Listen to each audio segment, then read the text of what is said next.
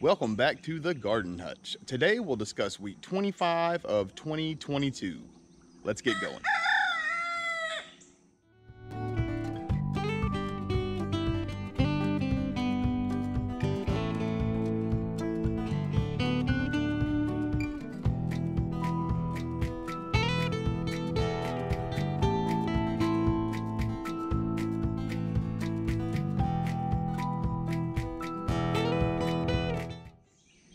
I'd like to start this video off by apologizing that the video is on Sunday instead of Saturday.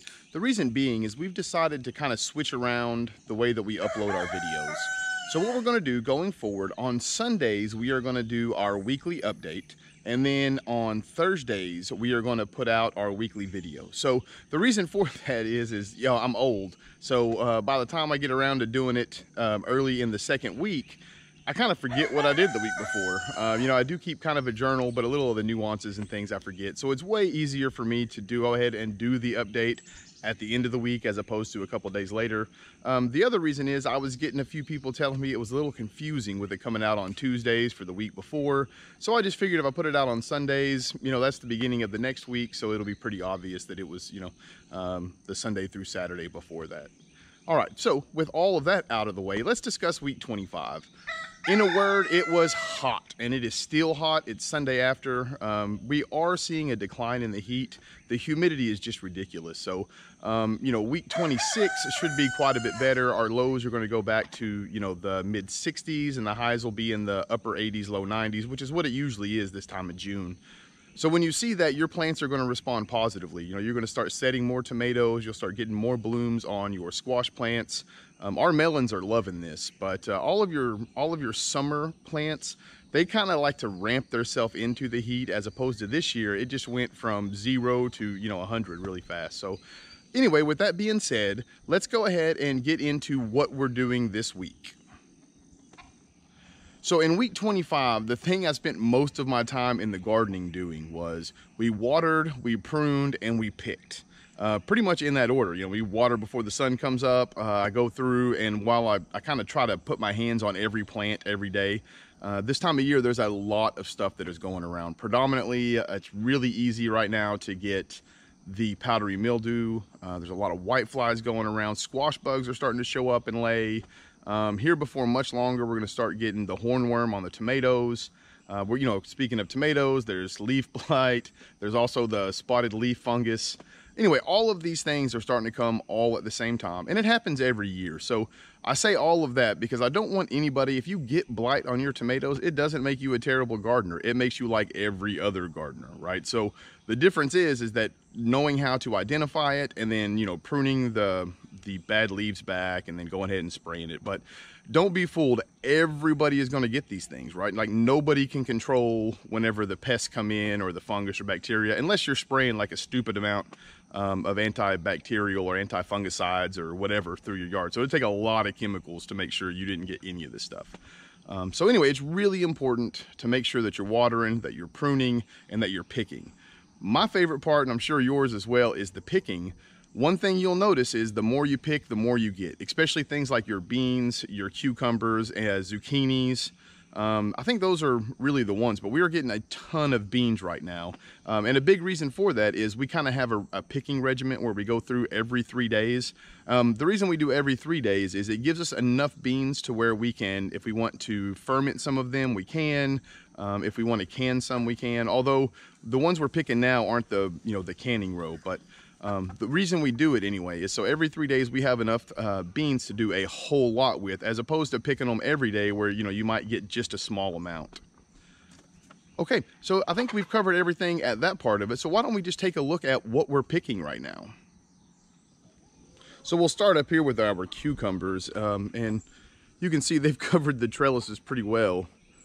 We are getting a lot of cucumbers. Now, these cucumbers on this trellis here are for pickling. So we pick them a little bit smaller than we do. We haven't picked today because I kind of wanted to go through and show what we're getting. But when you look through here, I'm sure we'll find one. Yeah, you can see like those guys right there. Those will come off today. And we'll be able to do probably, I don't know, 3 or 4 jars of pickles and have them fermented. So we're definitely doing cucumbers. Behind these are the slicing cucumbers. They look much the same. We haven't got as many of the slicing yet, but they are coming off strong in the next couple weeks, you can tell.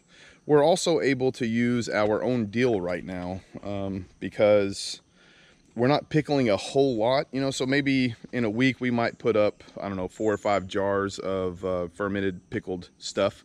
Right now it's a lot of the beans and the cucumbers. But going forward, you know, we'll have beans, cucumbers, and then, you know, the okra will start coming up at the end of July, that kind of thing. But anyway, so right now we just have a small amount of dill, but it's perfect because we're only doing a small amount of jars. You know, as the summer goes on, dill's a hot weather herb, so as it gets hotter, the dill will start to bush out significantly more, and we'll have what we need, hopefully, from this bed.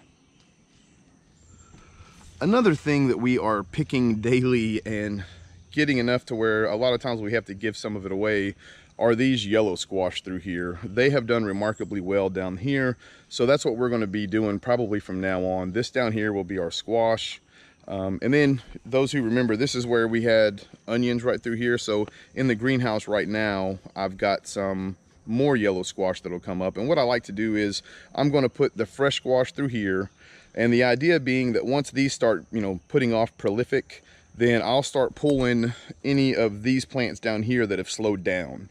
And then, you know, what we'll do is we'll just kind of go and we'll just kind of start from the end or whatever, and we'll work our way back with fresh plants.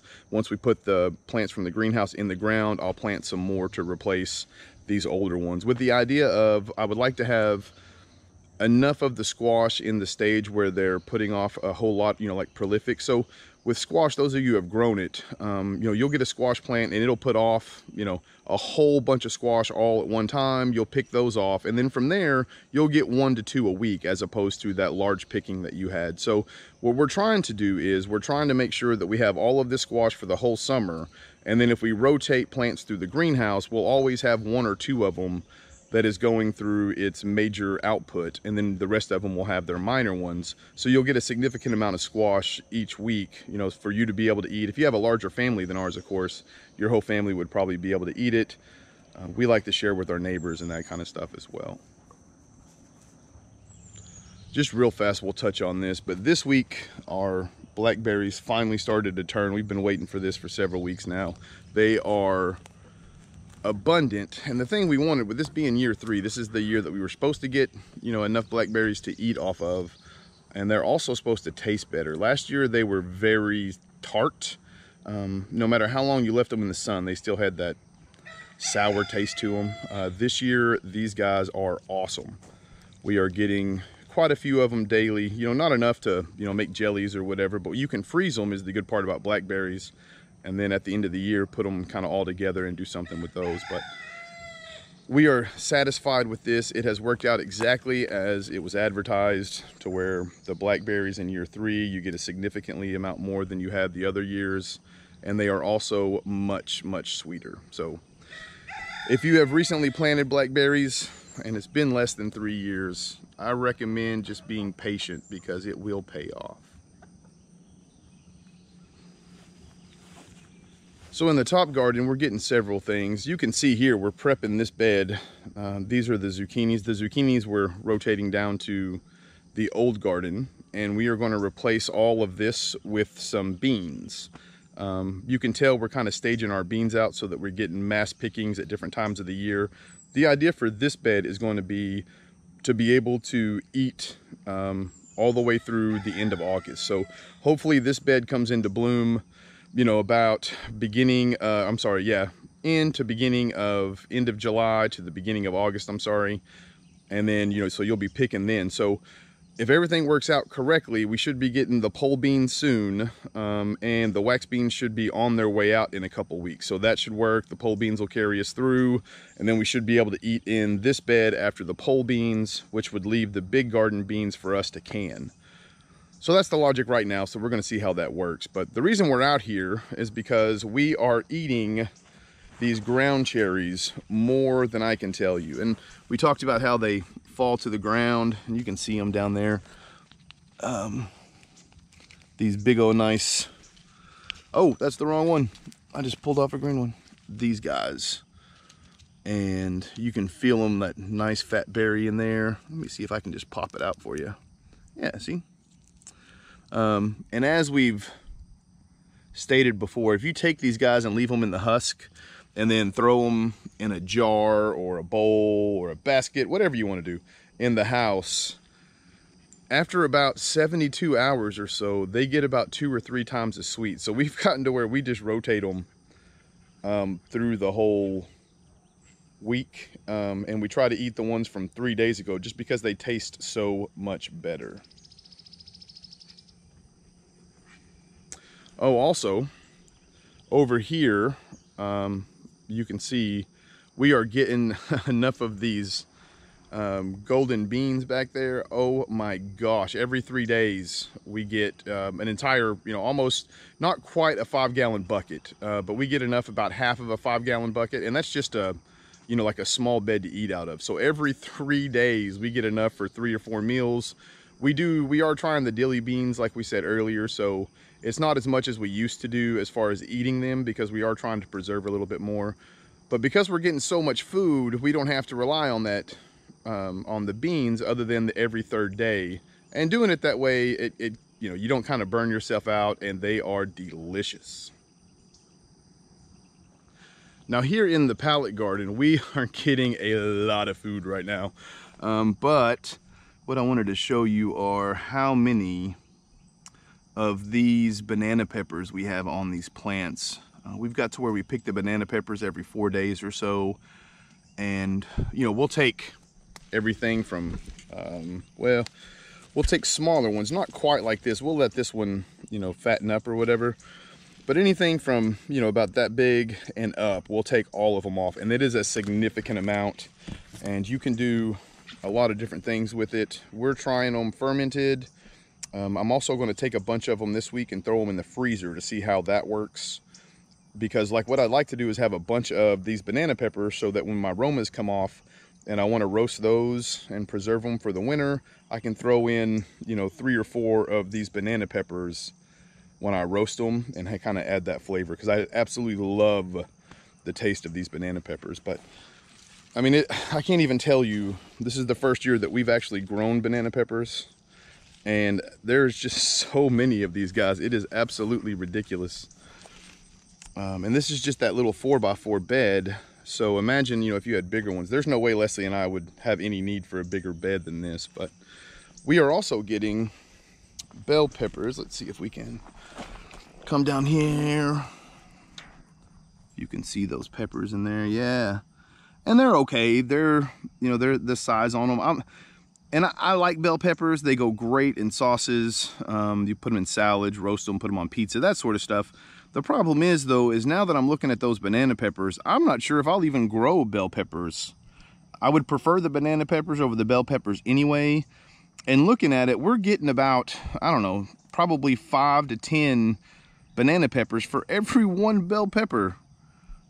So anyway, from a, cost-benefit analysis, to use the term, I believe it would be in our best interest just to grow a whole bed of the banana peppers. All right, so we'll just step up here, and I know people have seen this bed over and over and over again this year. We are still daily eating a salad. You can see how beautiful this kale is here. It's nice, and because of the way we trim it down, even the outside leaves are still pretty tender. They don't get the bitter taste where you have to do anything with them before you eat them. We just rinse them really well, soak them in salt water for about 20 minutes, dry them, and eat them. This chard over here is also doing well. You can take one of these leaves. Oh, something bit it. But anyway, take one of these leaves, and even if, you have a little spot on it like this or whatever, you just cut that part of it out. And 2 leaves, between 2 leaves of the chard and 2 leaves of the kale, that's a dinner salad for Leslie and I. That's a lot of food. So we're also getting, these cayennes. There's a lot of them that we've taken off. They're, getting bigger. The thing about cayenne peppers is I'm not a fan of hot peppers. So I'm growing these for my uncle. But the thing about it is I really want to try some of these peppers in with some apple cider vinegar. And I'll probably end up taking the young ones once I get enough for my uncle and throwing them in there and seeing if I can make a mildly spiced vinegar. I really like apple cider vinegar in almost anything, but I think with a little kick to it, it might be kind of fun. And then to wrap up the what we're eating tour today, we are getting these cherry tomatoes, and they are absolutely beautiful. I cannot tell you how happy I am. These are the Sweet Millions. We started them from seed that we got from Urban Farmer. Shout out to those folks, man. We dig Urban Farmer. They've always treated us really well. But as you can see, they have these monster clusters of cherry tomatoes on them. Look at that guy down there. Let's see if we can get, yeah.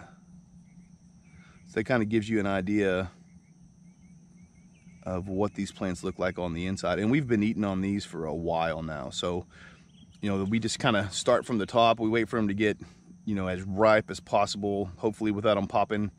And then we pick them and we'll eat them that day with our salads. These cherry tomatoes aren't lasting very long at this point.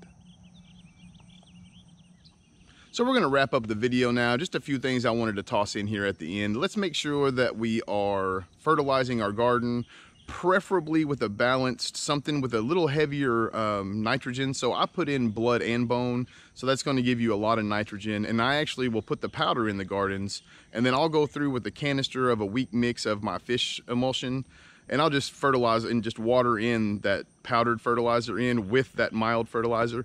And the reason for this is this time of year, especially going into, you know, this part of the year, into June, early July, a lot of your vegetables are going to start growing more, especially your tomatoes, your peppers. You're going to see exponential growth over the next few weeks. And with that, they're going to need a lot of nitrogen. So it's a really good idea to go ahead and just give them what they need ahead of time. I know we say it all the time, but proactive, not reactive, it really does work. I think that's about it for this week. We appreciate all you folks that have made it here to the end, of course. If you haven't, consider subscribing to the channel. If you enjoyed this content, please give it a like. Until next time, I hope that all you folks take care of yourselves. Peace.